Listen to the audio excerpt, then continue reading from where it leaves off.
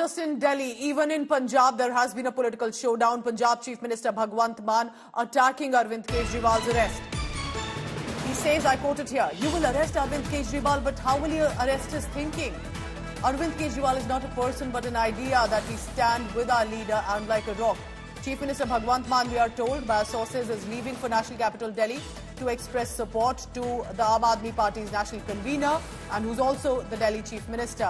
So Bhagwant Mann, like other AAP leaders who will now, remember, have to take on the responsibility in the absence of Arvind Kejriwal, at least for the long haul that his custody could be, depending on also what the court says in this case. Listen in to Bhagwant Mann.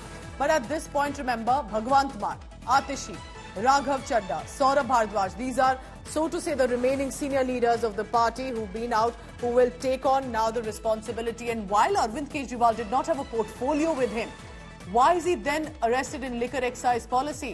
Manish Sisodia had the portfolio, but the allegations are that he was involved as much in formulations and kickbacks received. Let's listen in now to more reactions that are coming in. Aam Aadmi Party's Gopal Rai, who has been with Arvind Kejriwal since India Against Corruption days, speaking.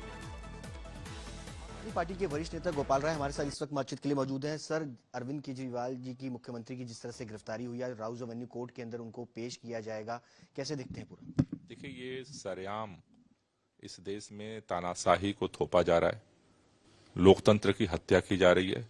जिस तरह से चुने हुए मुख्यमंत्री को court में matter विचाराधीन होने के बावजूद आनन फानन में रात के अंधेरे में कल गिरफ्तार किया गया, ये इस बात को दिखा रहा है कि देश के प्रधानमंत्री किसी भी कीमत पर लोकतंत्र की हत्या करना चाहते हैं और सभी विपक्ष के लोगों को जेल में डाल करके वो किसी भी तरह से चुनाव जीत करके इस देश में तानाशाही को स्थापित करना चाहते हैं। आम आदमी पार्टी आज देश भर के अंदर प्रोटेस्ट कर रही है, आंदोलन कर रही है। पूरे देश के अंदर आज सभी भाजपा मुख्यालयों पर इस अत्याचार के, अन्याय के खिलाफ प्रोटेस्ट हो रहा है। मैं देश के लोगों से कहना चाहता हूं, अरविंद केजरीवाल एक व्यक्ति नहीं है। अरविंद केजरीवाल वो व्यक्ति हैं जिन्होंने संविधान के लिए, लोकतंत्र के लिए आवाज उठाई है, जिन्होंने राजनीति में एक नई उम्मीद पैदा की है। मैं देश के सभी लोगों से निवेदन करना चाहता हूं कि अगर आप संविधान, लोकतंत्र से मोहब्बत करते हैं तो इस अत्याचार और न्याय के विरोध के लिए सड़क पर उतरें, अपनी लोकतांत्रिक तरीके से आवाज उठाएं। मैं दिल्ली के लोगों से भी कहना चाहता हूं, अरविंद केजरीवाल जी ने हर समय, हर पल हमारे लिए काम किया है। आज हमें सड़क पे उतर करके लोकतांत्रिक तरीके से, शांतिपूर्वक तरीके से अरविंद केजरीवाल जी के लिए काम करना है। इंडियन अलायंस के भी जो लोग हैं, कल कांग्रेस के भी कई सारे लोग मुख्यमंत्री घर पहुंचे थे। आज बताया जा रहा है कि राहुल गांधी भी पहुंच सकते हैं। क्या उनसे भी आप सब अपील कर रहे हैं कि एक साथ इकट्ठे होकर के प्रोटेस्ट में पहुंचे? सब लोगों से अपील कर रहे हैं कि हर तरह से हमें मुकाबला करना पड़ेगा, क्योंकि अरविंद केजरीवाल एक व्यक्ति नहीं है। इस तानाशाही के खिलाफ एक मुखर आवाज है जिसको कैद किया गया है। तो अब वक्त आ गया है कि सबको मिलकर के, जो लोकतंत्र में विश्वास करते हैं, जो संविधान में विश्वास करता है, उन सबको आवाज उठानी पड़ेगी इस देश को बचाने के लिए।